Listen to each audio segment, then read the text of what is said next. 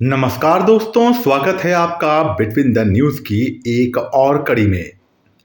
भारत के स्वदेश निर्मित medium weight fighter jet aircraft Tejas MK2 को लेकर एक खबर आ रही है जो तेजस के फैंस के लिए किसी भी सूरत में अच्छी खबर तो नहीं कही जाएगी, क्योंकि यह खबर जुड़ी है तेजस की बिक्री से।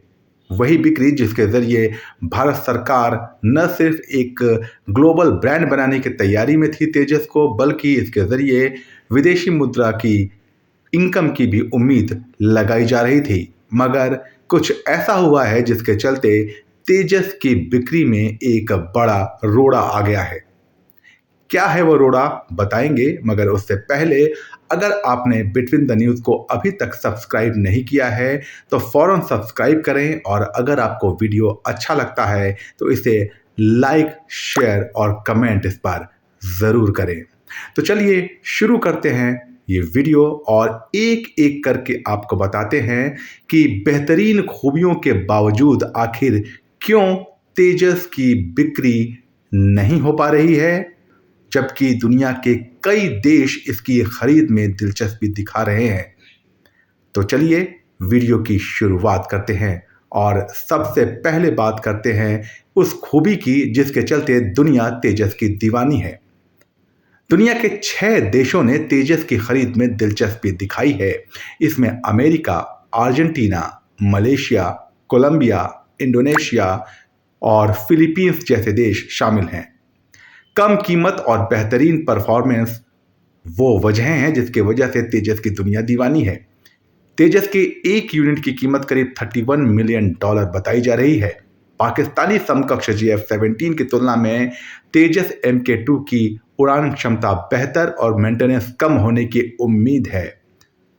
यूरोप, अमेरिका और रूस कहीं के भी हथियार तेजस MK2 में आसानी से फिट किए जा सकेंगे, और यही वजह है कि ये फाइटर जेट औरों से बेहतर है। अगर ऐसा है तो फिर आखिर क्यों इसकी बिक्री नहीं हो पा रही है?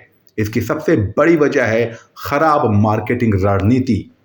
विदेशों में ऑफिस खोलने में हिंदुस्तान एरोनॉटिकल्स लिमिटेड अक्सर देरी कर रहा है, और ये सबसे ज़रूरी कड़ी है कि जो देश आपके हथियार की या विमान की खरीद में दिलचस्पी दिखा रहा है वहाँ अपने दफ्तर खोले जाए, वहाँ लॉबिंग की जाए, और लॉबिंग की कोशिशों में भी HAL नाकाम रहा है। इसके अलावा निर्माण कार्य में देरी और इस्तेमाल में ना होना भी तेजस की बिक्री की राह में रोड़ा है। 2023 में तेजस MK2 की पहली उड़ान के होने की संभावना है, और उसके पहले 3 प्रोटोटाइप को 2024 तक सौंप दिया जाना था भारतीय वायुसेना को, मगर निर्माण कार्य में देरी की वजह से ऐसा नहीं हो पाया है।